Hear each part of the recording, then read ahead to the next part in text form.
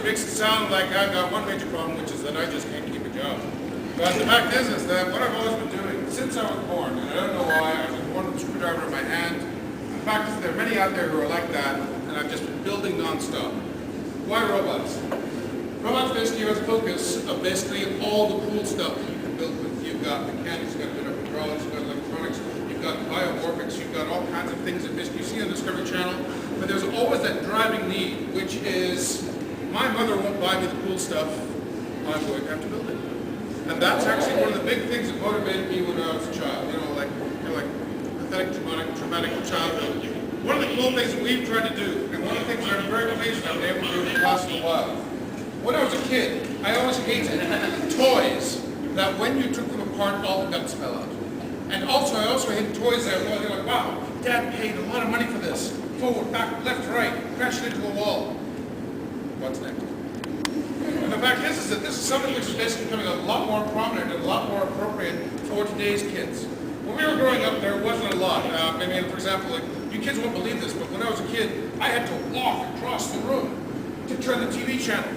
And there was only 12 channels, and one of them was you, and we had no idea what that was. Today, of course, what happens is that we got something where we got video games. The problem is that toys basically suffered a major problem during the 90s, where all of a sudden kids about your age would all of a sudden find out, well, I'm going to basically spend the next 3 or 4 years of my life learning to rescue the princess. Or, you know, like basically watch Laura Croft. And what we suddenly realize is that after that, they're 9, 10, 11 years old. They want cell phones. They want their high-quality electronics. And they want something which essentially does an awful lot more. And that's why these guys basically come into the game. The cool thing is that these guys do a lot.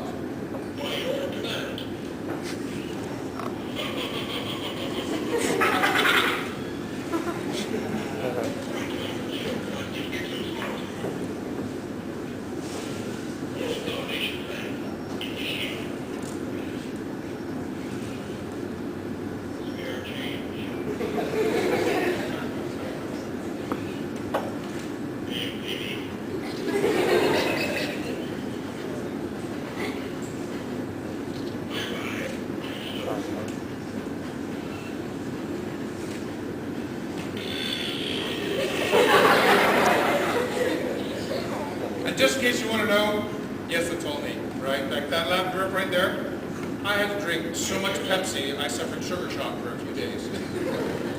But the neat thing was that work on what you actually know. And the cool thing about these guys was their ability to be able to sort of like have so many different things that you could never find them all. And that's one of the things I was so proud about with basically one of our first creations, the Robo-Sapien, several years ago. Cute little guy, he's exactly 1/5 me. The cool thing about it is, when we were trying to capture the essence of the story, I suddenly realized that there's a real problem with non-profit robots that I used to build for NASA. And that is, they were so serious. You ever watch the Discovery Channel on robots? You're like, the future of robotics is going to be a fantastic one where robots are going to perform most of the tasks we take. You're fast asleep before the guy's even off the TV. So I suddenly realized, what would it take to make a robot that wasn't quite so serious about itself? About something where basically you could ask it things like, you know, hi, what do you think of my secretary? Say hi to the audience. What do you think of New Zealand beer?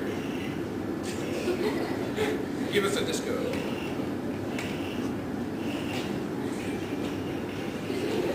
So the cool thing about this is you suddenly realize that when you've got a robot which essentially just speaks no English, and this has been amazing about this little guy right here, he has gone and sold 3 million units around the world, and that's not even including all the fantastic knockoffs.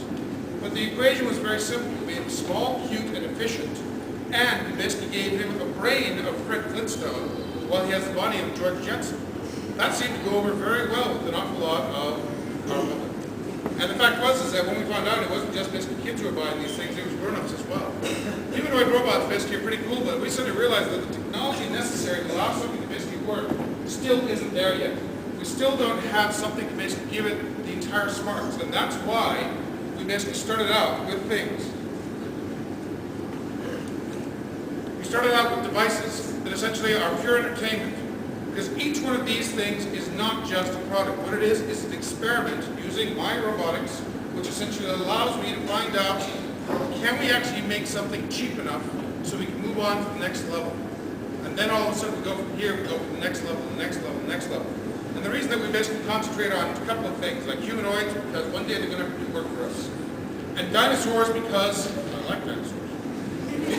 The cool thing is that I've always wanted my own pet dinosaur, and year by year, we're getting closer and closer. This is what's so neat about things like this now, because now I can finally start to realize my dream of becoming my own James Bond villain.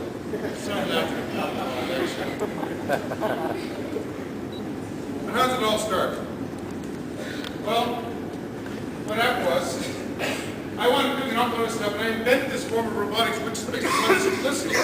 In other words, rather than having something which is complicated and based upon top-down robotics, that is, a lot of people say artificial intelligence and super big computers, I was saying, how low could you go? How simple could you make things that would actually do useful work? And I built hundreds of these things.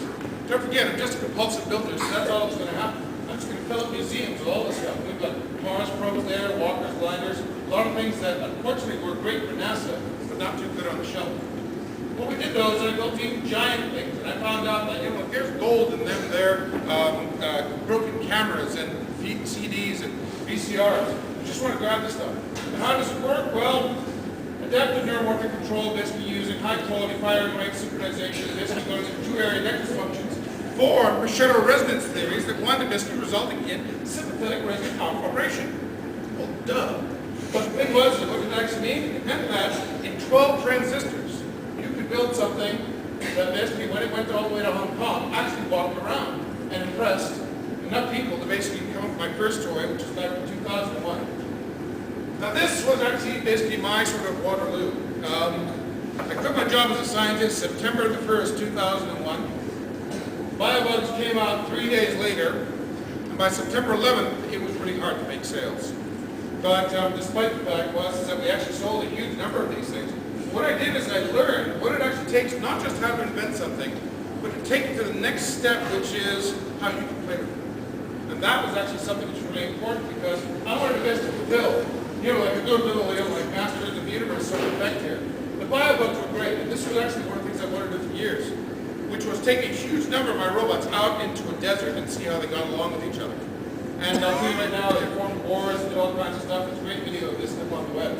But that was great, because I suddenly realized, all right, me, Mussolini, and my robots, finally now we've got a place to go. The cool thing was that I bumped into this guy, who's Peter Yanofsky. He's the head of Huawei Robotics. And he wasn't around with toys, he just built simple toys. And he said, well, I'm in Hong Kong. Hong Kong robots are big. Right, like there are Gundams and Ultramans and all these sort of great sort of TV shows, where there are lots of people jumping around. What can it do? It actually makes something that basically looks like this, as compared to the corporate reality, which is this. These are some of the very complicated robots that the Japanese and other people are building. And you can see, like this is the sort of thing that you need a government grant for. It looks great, beautiful, but all you ever see is in museums. You won't actually get a chance to play with it, especially when you look at the complexity aspect. So I basically was again looking at these things, reduce the complexity down, and basically did what I've always done my entire life, which is start out with a pile of junk. You get yourself a good pile of junk, and of course your favorite little music down there in the corner. Next thing you know, you're putting something together using little gearboxes. Build robots from old robots, and there's a little nervous net that basically is again like 24 transistors, controlling this high quality humanoid robot. Worked really well. And the cool thing was that we then took it to China, where basically we suddenly saw that there was going to be some problems ahead. See, the problem is that when you actually tell other engineers that you're going to be building a robot, they don't say, oh great, let's build something beautiful, simple, elegant, and fun. They say, let's make it so complicated that you need a PhD to even so much as turn it on. And I said, okay, well let's fight against it. We kept on getting these things like robots that basically had more brains behind them. The thing would walk, but basically it required so many brains. It required, major computing program just to basically get it out the door. We came up with all kinds of little atrocities, and these are basically just copies done by my engineers. This was my first sketch of how I thought the final robot, the Homo sapien here, would look. Didn't quite work out. The designers basically thought they should look like Soccer. The other thing was basically like trying to make something complicated, which is pretty neat. But always, when you're designing something, don't just think about the coolness and the actual mechanics. Think about if you were to do a 30-second advert on Nickelodeon, what would it take to basically sort of make them really attractive to everybody? The internal mechanics basically sort of, got hitching around, and you can see, slowly but surely, we finally evolved to the final Robo Sapiens style that we've seen today. How does it actually happen? Well, that's where it's interesting. You go far north into China and you go to these great factories. These factories have dozens of qualified engineers who basically look at your stuff and then try and see if they can take this map and turn it into something that actually works and moves around. This friend Edward, he's really good. He's been amazing basically all this stuff done. All these things are actually programmed not in big computers, but actually in something called a Koitek processor, which is a custom-built bodycon processor. What is a bodycon? It's an action associated with a sound, something like right, or all these little things are associated, are put together, and it allows us to. The bodycon processor allows us to basically put all these things and tie them together. So we had our first working prototype. Then comes the next weird thing, the factory. 508 girls for 1 acre. Basically, parts come in and robots come out, one every 10 seconds. For a period of now 3 years, which is actually quite amazing. Making sure that you've got something that actually moves fast, floats around, and basically you can lift things up and throw things around. And the cuteness basically was really astonishing when you saw a wall of robots. At one of my presentations, I was like, this is like a glacial wall of robots that just went on forever. And then I started to realize, okay, well, even if you have that, you still have to be able to present it, you have to be able to talk about it. And this is something about being a 20th century inventor. You can build for yourself, and that's fine. Nobody will bother you. You can do lots of stuff. But today, with the era of the internet, I strongly recommend that if you're going to sell your robot, make sure your face is next to it. Because I had some nasty experiences at NASA where essentially people, like there'd be my face, there'd be my robot, but there'd be somebody else's name at the bottom. Okay? So the best way to actually make sure that you basically keep hold of your style is making sure that your face is next to what you do. The thing is that people like Jackie Chan here basically, so he'd like to play with our toys. And we suddenly realized that our toys are being played with lots of boys and girls.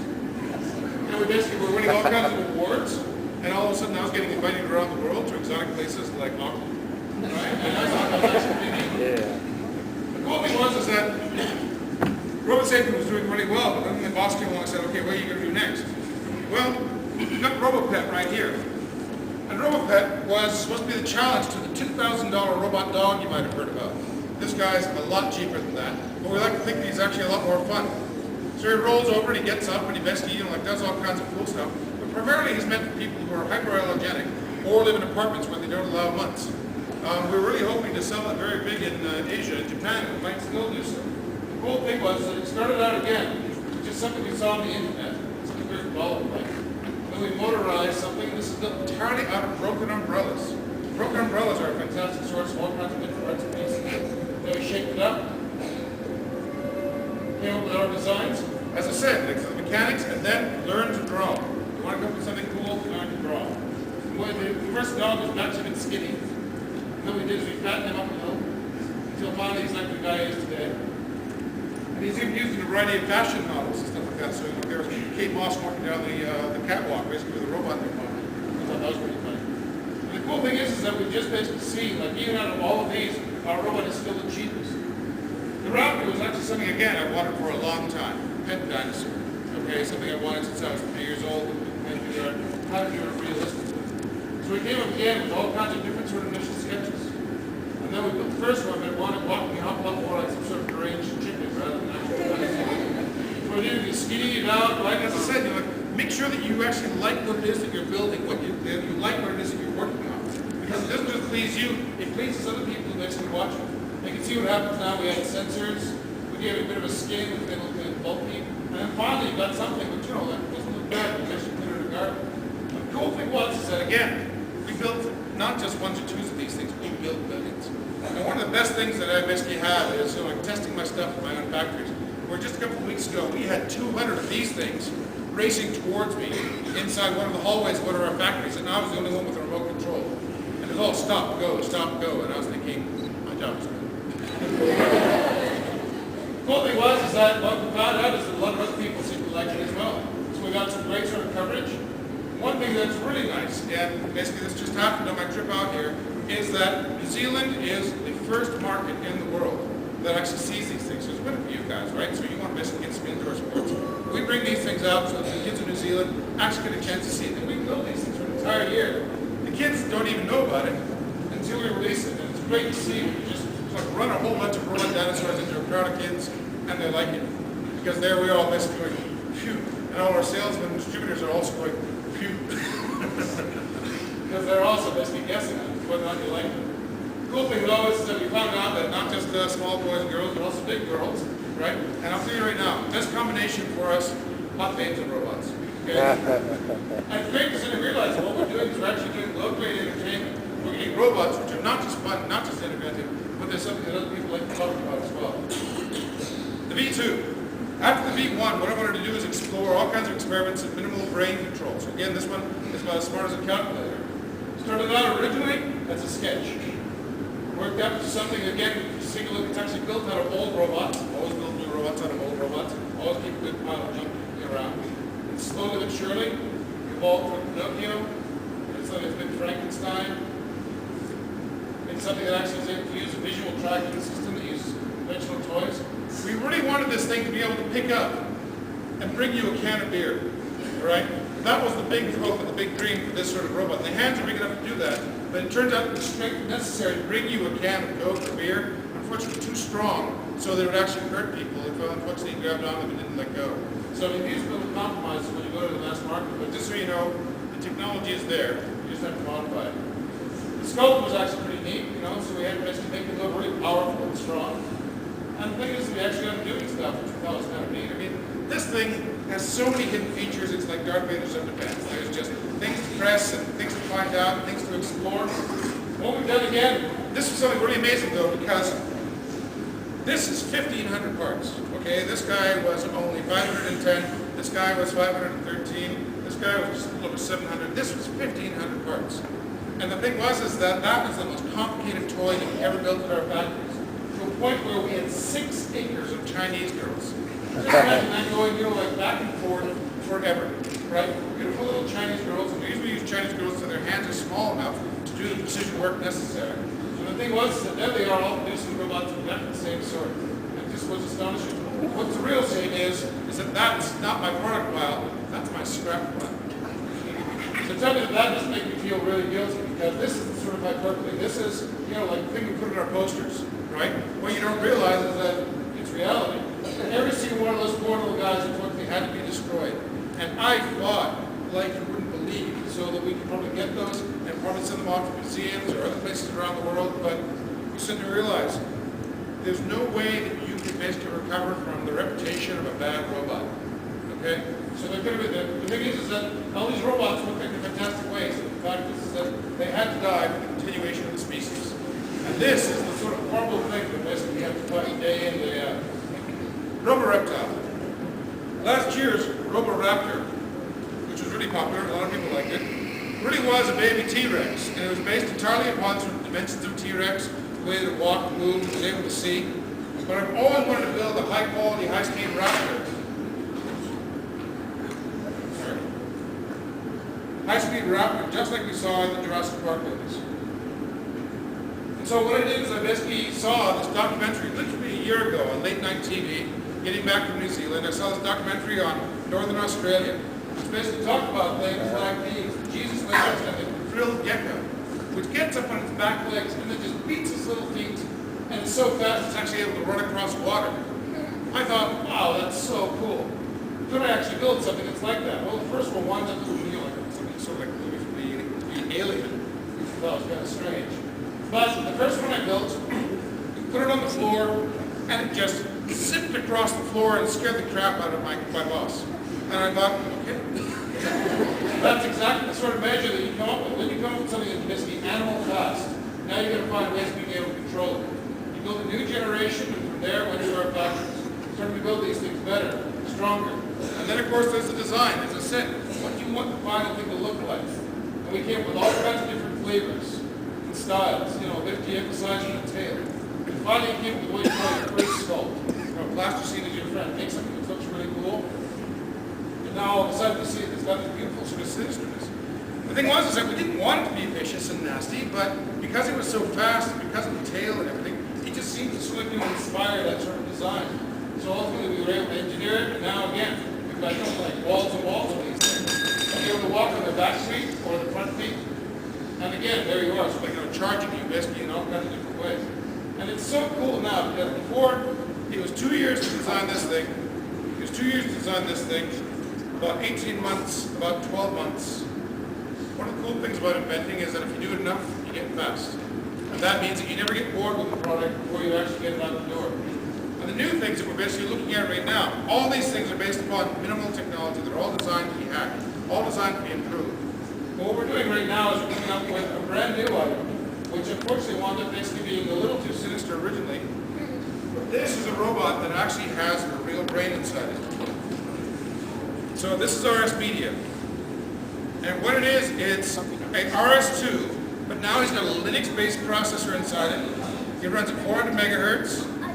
It's a mechanism which actually sort of can restore and basically store sounds. You can put your own personality into him. You can even make him speak your own language.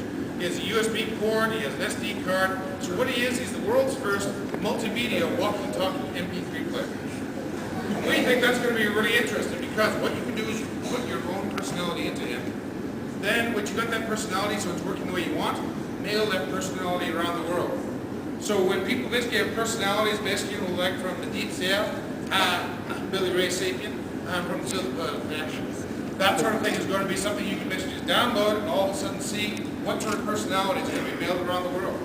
So we know that people basically are playing with computers, and we know that we've got people who are basically looking at modifying and improving these things, but now what we've done is we've made them easy. So it took us a long time to get the body right. Now what we're doing is we're putting in a good brain. And that brain is going to be something where we're going to let our customers basically figure out how to have fun with it. The LCD display basically can show pictures. He's got a camera in his forehead. He's got a multimedia mode and speakers right in the hands. So we basically sort of walkie-talkie MP3 player. The cool thing is that you just have something now in a big boy toy, but the fact is you can see the evolution of the species. From the first, from the primitive creatures, to the four-legged creatures, to our little dumb friend here, to something that's essentially going to be very smart. I'm going to be growing these things up as well. As long as I keep on selling this stuff, it seems to be going okay. I mean, thank you, New Zealand, because the cool thing about this country is I get into one newspaper, everybody knows. Okay? Because otherwise I'm around the world just saying, hi, I'm a robot. Well, yeah, well, we've got 125 channels. The neat thing is that in the future we've got some interesting things coming down the pipe. Things that essentially are going to be a little bit more grown up, a little bit more stylish. Things which essentially are going to be a lot more kid-like. Basically, this guy is about 4 or 5 feet high. But then we also have things that are basically going to be a little bit more grown up, becoming more and more human as time goes on, but still looking very robotic. We don't want to work on androids. We tried this incredible animatronic chimp you might see over there, and it feels and looks very believable, but you know, it's just creepy.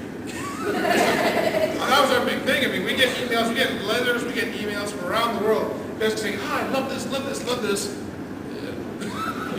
So this is what's cool. And the reason I'm here, the reason I'm basically out there flogging my toys is because I want to see what you guys think. Right? You have ideas, you have concepts. Do you like playing with my things? Oh, it needs to be faster, louder. I want to chase my cat. I want to beat my brother. Okay? Fantastic. I love those sort of stories. Because the thing is that what we do is that we're basically looking at these things to try and see if we can improve them. So, for example, this has been something which has been nagging me for a long time. Why is it that everybody thinks that only boys play with robots? And girls don't too play with robots. They're basically coming up with technology like this, so we have to be like, hey, here's our friend. And of course, tall robots, well, you can see that. The thing that's really neat is always staying focused. I mean, when I had to build something for NASA, I suddenly realized one horrible truth, and that is that Martian children don't appreciate any of the robots that we sell them. Okay? Earth children are different. But the great thing is that kids don't care about the science and the technology. All of this is just nothing more than my private obsession with basically trying to figure out how to basically build cooler and cooler things. You know, because I play with my own toys. I'm sorry, I'm a meanie who laughs at his own joke. I'm the guy, the robot maker who basically plays with his own toys. Because what I learned from this, I put into this, and what I put into that, this goes into taller and taller things. The great thing is that this basically people basically know it. That is, you know, like somebody who essentially doesn't care how it works, only that it does, and that it's cool. The definition of cool is something which basically does something more than you would expect. And that's exactly what we fight for. That is building the world's largest robot engineer. Thank you very much.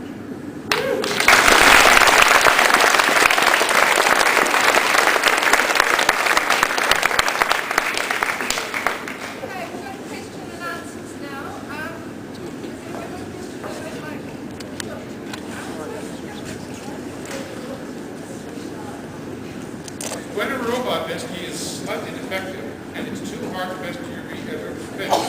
The problem is you've got something like the problem of the island of misfit toys. The thing is that when a toy is broken, you get it, then you complain, your mom basically will return it back to the store. And the reputation of the toy is basically very bad. So we make sure that we only ship perfect toys. And all the other ones, unfortunately, have to get destroyed. I mean, it's an awful reality. I mean, there I was standing in front of 150,000 robosapiens and realized that, if they all had to, take one for the team. Yes? When do you expect to sell the new representative? He'll be out just before Christmas. Okay? There'll be a limited edition publishing here in New Zealand, but we're hoping that you guys will do some stuff. He'll be all over the islands, yes.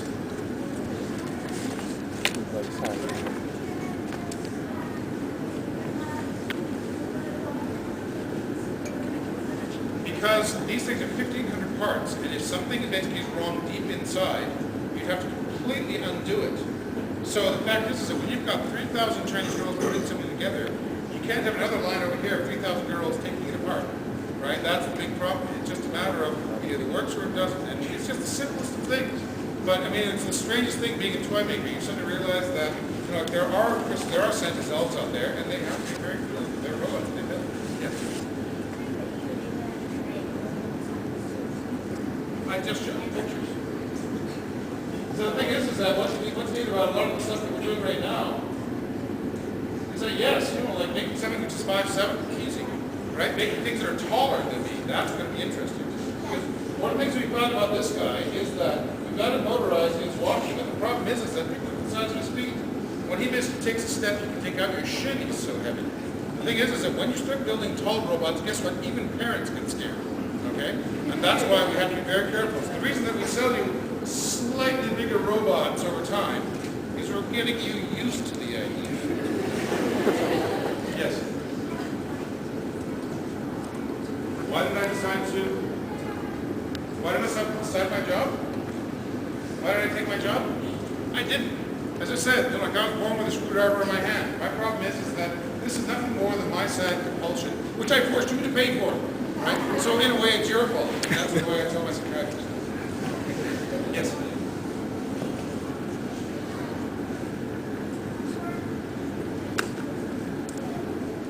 Well, how smart is the next robot going to be? Well, this is what's really neat. With the technology that I've come up with, we found all kinds of wonderful ways of making the bodies better and better and better. They're as good as I can get. I can make something walk, I can make something see, I can make something take photographs. But the reason that we made the RS media so that you can hack it, right down to the actual programming guts, is because I knew that a lot of my friends and colleagues out there, well, they've all had fantastic ideas of like artificial intelligence. And this is the first robot that out of the package, you can start playing with its brain. You can start messing with its head. You can give it your personality, you can give it other people's personality.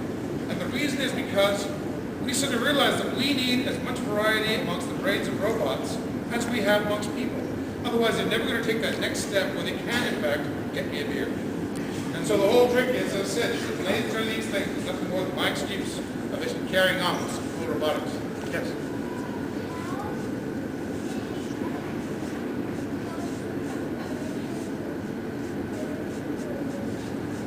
The new RoboSapien has an ARM7 processor, which is just like you have in a cell phone. So technically, it really is, he's a walking, talking cell phone, except that you have to plug him in and basically talk to people. Yes? The screen allows you to basically take pictures of people, and you can select through the different options, and you can basically sort of go in and basically sort of see what your MP3 songs are. One of the cool things about this thing having speakers right in the hands is that you wind up having, when it plays its songs, or when you put it on shuffle mode, the hands completely change position between every single song. So you want to get what we call 3D sound sculpting.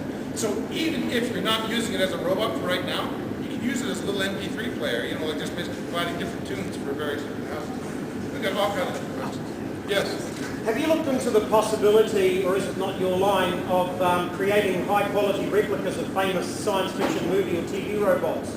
Unfortunately, the licensing requirements basically wind up being horrible. I mean, yes, I've actually talked to Steven Spielberg and I've talked to Lucas, and they basically, they're wonderful guys. Wow, you should do something like, say, an R2-D2, or you should do something like Luke Skywalker. And then as soon as he leaves, right, up step his lawyers. what Mr. Spielberg actually meant to say was 25% of all your sales are perpetuity, and you basically have a $1 million project. And you basically say, no, licensed characters are a real problem. But I'd love to do that sort of thing. I mean, like, I grew nuts basically somewhere back in a garage, somewhere in America. I've got a huge number of resin cast models of all the Star Wars favorites, all the Star Trek things, all those beautiful things from Lost in Space and everything. I'd love to motorize those things. It breeds my childhood. But the license basically just is not something you can overcome. Well, I'm very creative. Part of the fact that we've got our own style. We put in our own style. We basically make these things fit our own engineering. But now I'm at a point where if I wanted to, I could in fact build the port from like the air stood still. Yeah, the day the air stood still. Wouldn't that be cool? Yes.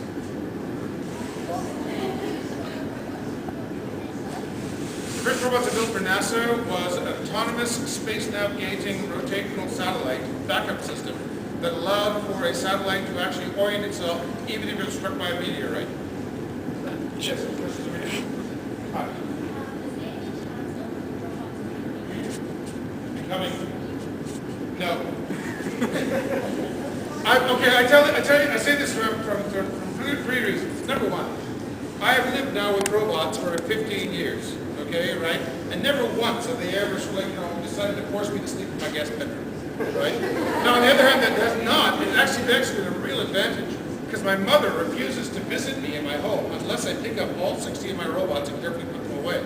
Because she's seen that episode of Doctor Who, right? Like where it crawls into her ear and takes it to her brain, right? And I basically found, if you don't want your mother to visit,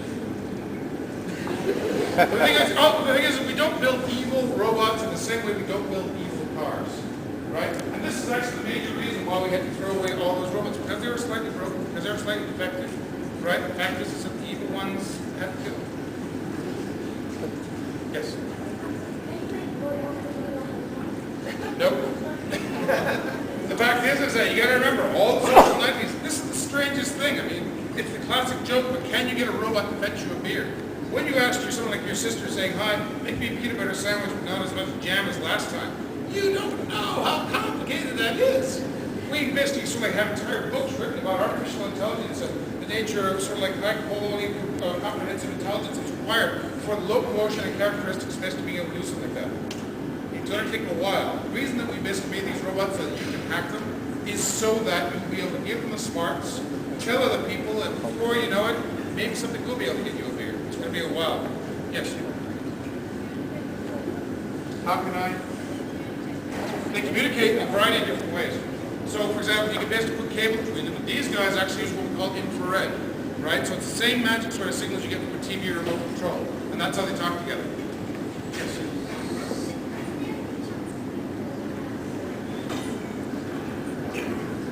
Smaller robots that we've actually built is actually the little robot right there. The thing is that when you start getting down to like watch small, the cost really gets high. So, for example, like small watches cost big money, and people just aren't ready for that yet. Although I do like kind of the idea of a pocket watch. Like you pull it out, and basically there's your little watch. Sort of like holding up and down your hand. That'd be kind of fun. It'll take a while. Yes. You said that your robot runs on a Linux operating system. Yes. What programming language? It is actually a Linux. It's Red Hat Linux, right? And the thing is that you can program it in either assembler or C. It's a standard sort of background environment that essentially allows anyone to either write assembler or any sort of conventional sort of programming languages. Sorry, no, these guys are not being thrown away. These guys have work to do. Yeah, go on. The C compiler is a standard Red Hat Linux C, right? So the thing is that you just have to basically figure out what all our operating environments are, and guess what? We're going to speak those out on some of our websites. We want people to start writing things for this stuff, right? We're going to make all that stuff available free. And the technology basically can live on a 2 gig hard drive. The SD card basically fits in the back. Yes? Sorry, what about the Japanese robot? The new Japanese robot unfortunately no longer exists. They only closed their doors on their robotics development for a little while ago, citing that this is basically taking it away. This was actually one of the biggest things that I basically faced in the past little while. I was hoping that by the success of these robots, that basically there will be competition out there. Like we've been on the market now for 4 years. And I'm still the only people basically putting this out. And Sony this year closed the door on their Curio and also their eyeball robot technologies. Deciding because they basically said, you know, like, well, how are we going to compete against the cost of this stuff? And that's a shame because everybody would like to be able to play with other people's toys. Because, you know, like, I can't get tired of playing with mine.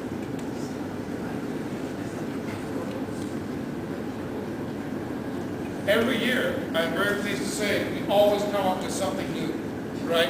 I want to make certain that if you bought last year's, that you don't buy this year's and you find out, oh, it's just been a hat, right? What we do is every year we have brand new things. So next year's emphasis, for example, something I want to do for a long time is basically get back to building aliens.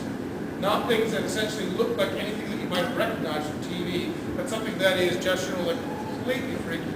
And that's something which I'm very pleased with, because once you've got something which is very exotic, you don't have any comparisons to say, oh, that sort of looks like a crow lizard. Now you can say, oh, like, my goodness, you know, that's very strange to look at. Maybe I can use it for something. Yes? Yes, as I said, I'm making alien robots next year. Why wait for the aliens to actually visit us when we can actually build them now? Yes? All these are voice-activated robots. But the thing I know, they're voice-activated. You can set them up so they respond to sound. This little RS2, for example, if all of a sudden you make a loud noise around him, he'll say, I hear things, right? And then he'll look around until he finds out where you are, so you're playing Marco Polo with him. And then what happens, he'll actually go towards wherever sound you actually project. Oh, right now it's a very primitive sort of hearing, sort of like what a cat gets, right? So they can understand sharp bifurcation, but they're not actually capable of recognizing things like a human voice. Well, this is one of the biggest things we're having troubles with right now. We're trying to come up with a robot that actually will sort of like, you know, dance believably to music, you know, different music right to it. Just that sort of beat extraction. Seeing is easy, but hearing, that's hard. And it's something which essentially we're still trying to basically reduce the cost on without having to go to, you know, big expensive processors. Yes?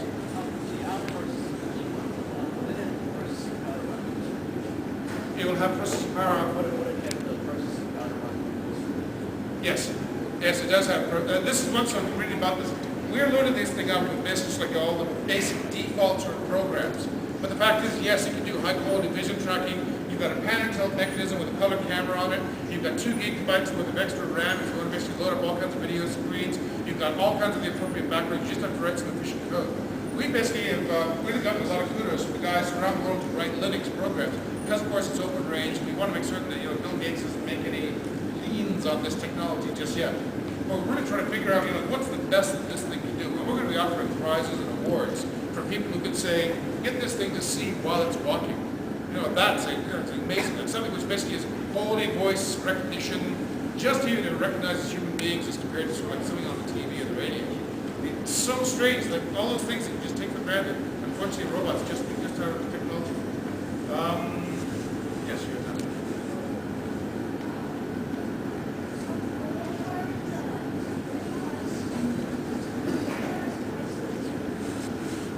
Well, they're all varying. What's neat about the prices on all of these devices, as we're basically getting on into subsequent years. I mean, this was great when we started building these things as robots instead of toys. We suddenly realized that, you know, like when you build something next year, the cost goes down. When you build another year, the cost goes down.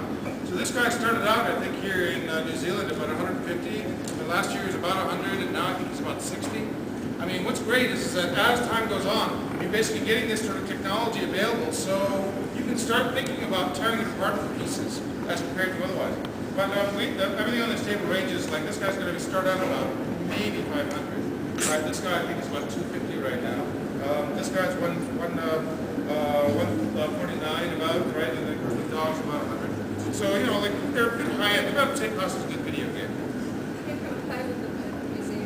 And the thing is, if anybody is interested, I'll actually have this table. You can actually sort of have it press on the buttons and basically sort of have them walk around the end of the stage here. Okay, you have another question?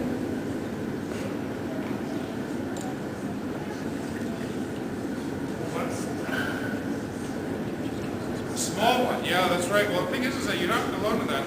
A lot of our designers basically really want a small little robo-sapien. But again, it's a matter of how do we basically make it cheap enough so that you want to buy it, so you can actually like, beat up on your G.I. Joes. That's going to be a lot more. Yes? Why is my button robot up there? Okay, because I can't find one. what happened was is that it was a crazy and hectic time. And what happened was is that the robots went out.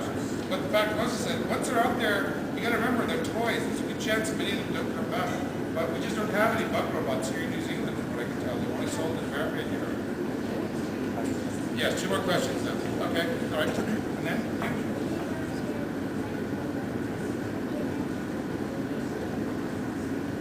That's just it. I mean, the thing is that we've actually made this guy to be extremely angry. We found out something very interesting, and that is the differences between robots and appliances is that robots have emotions, okay? Whereas appliances, which might have many parts, you know, like the last thing you want you to do is your VCR to actually start arguing with you. The thing was is that when you do have a toy which argues with you, you can basically make certain that it has that sort of characteristics. So we're experimenting with emotions. That's what each of these things are. Caveman emotions, this guy will get picked up, the over trigger and stuff like that. Raptor last year, all these things are designed just to show emotions because we're trying to best to perfect that and make people more believable. And one more question. You know you have some. Oh, have you? Okay, right, then you.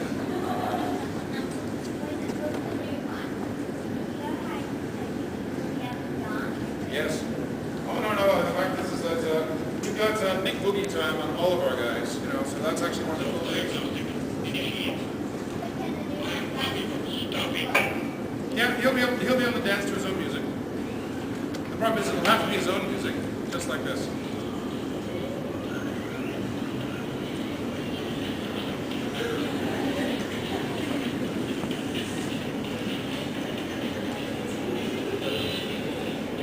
So if he dances like an acerbic white guy, that's because that's my way I dance. So.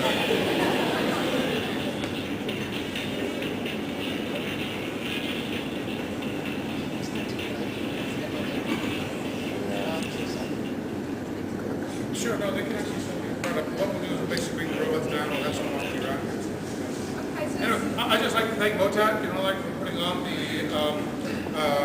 Rocky Robots program and just inviting me to this lecture and stuff like that. And for anybody who wants to ask questions and press buttons and stuff like that, we're going to have the robots running around on the stage. You know?